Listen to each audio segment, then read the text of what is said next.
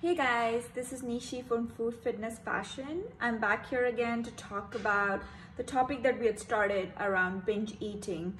So a little bit about Food Fitness Fashion. If you have not seen my previous videos before, I'm a 100% online service that offers programs on nutrition, daily movement, and just mindfulness around your lifestyle, something that you can learn, get educated about, so that you can sustain a healthy lifestyle no matter what your age, no matter what your lifestyle is, no matter where you live, right? No matter what conditions. Especially now relevant, we're all trying to be a little bit more cautious about health, just with the pandemic as well, and just generally being mindful about where we're getting a produce from, etc. So it's important to utilize our resources correctly. So my services are geared towards finding your personal lifestyle that works best for you in the times that are available for you. It's based on a no elimination diet, no restrictions, but essentially recognizing what foods and exercise patterns work for you, for your lifestyle, and assimilate it so that you can actually keep doing it without requiring further assistance right from your home, right? So this is me. And so going back to the topic, this is part 2 of the binge eating series that we're going to talk about. In the first series, we talked about what is binge eating. We defined binge eating. Then we talked about the symptoms, the behavioral symptoms and the emotional symptoms that lead to binge eating. And then we also talk about the binge eating cycle. Oh yes, there is a cycle. And we talked about it, and we talked about how to identify that you're getting in the cycle, and possibly even try and break it once you've identified it. So today's part 2, we're going to do actually a couple more parts after this. So this is probably a 4 or 5 series conversation that we're going to have together.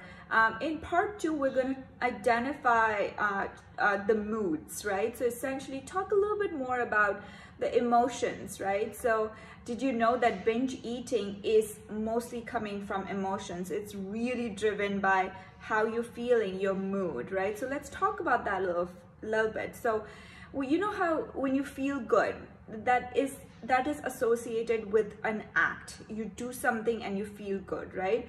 So essentially when you are binge eating, or when you are emotionally eating or overeating, there is a hormone that gets generated in the body called dopamine, and that actually gives you the feel good feeling. It's like a reward that makes you feel the pleasure, the euphoria, and then you continue to overeat, right?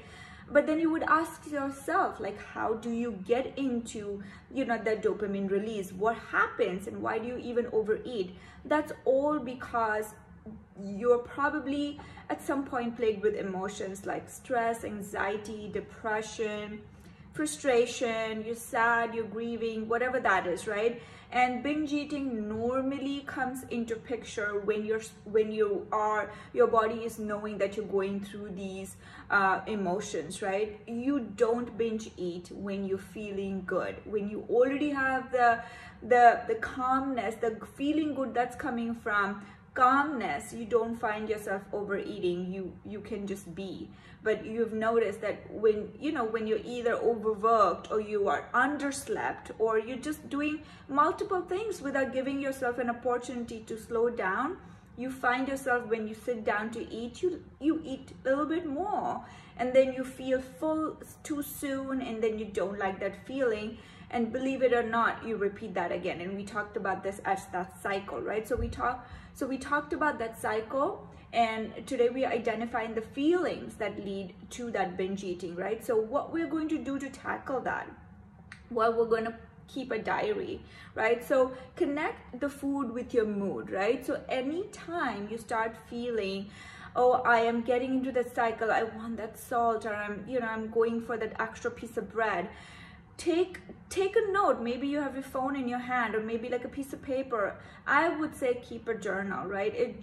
That discipline really helps, and you can even backtrack, when you're keeping a note of your fitness or health journey as to how you progress. So I would definitely recommend it, right? So keep a note of what caused you to binge eat. What was that emotion? What triggered it?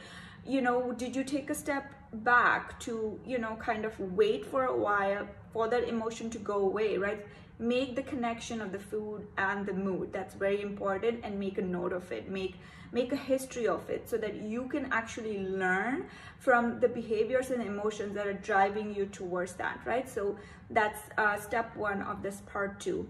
Step two is, once you kept the journal, learn to tolerate that binge, right? Learn to control that binge, right? So as soon as you start getting into that feeling, because now you've written it down, you actually are more aware of it than you were before, believe it or not.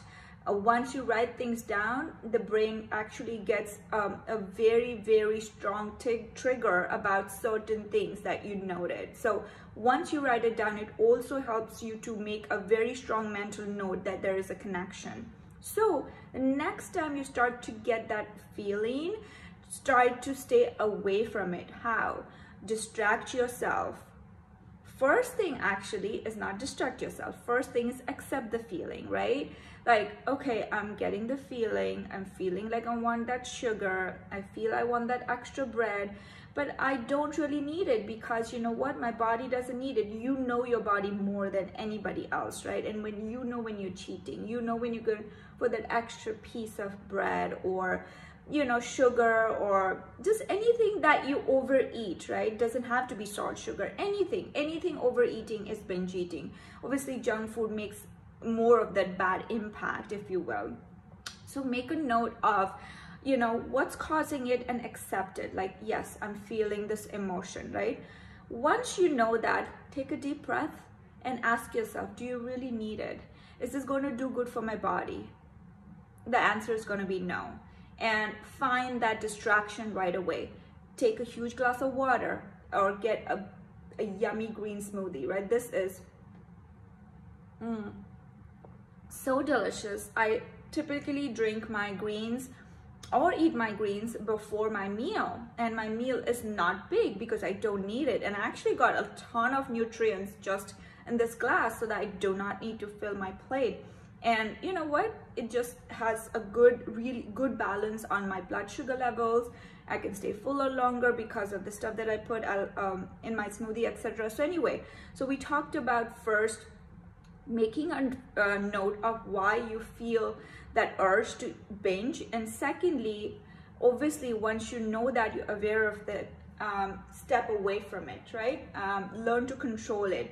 First, obviously, make peace with it, and then distract yourself. So we're going to stop here today, but I wanted to let you know that these simple tips and tricks will help you start navigating away from that overeating, or just like, you know, stressful eating that, you know, we unconsciously get into, or just like eating in front of the TV or snacking late in the night just because, hey, you know what, you can, because your pantry is full or your fridge has a lot of stuff, right? So all right, with this note, I'm going to take your leave. I will be back again talking about you know, part 3 and part 4 of the binge eating series. But until then, get on the smoothie, stop your binge eating, and hope you can follow the tips and tricks I've shared so far. Have a good day, everybody.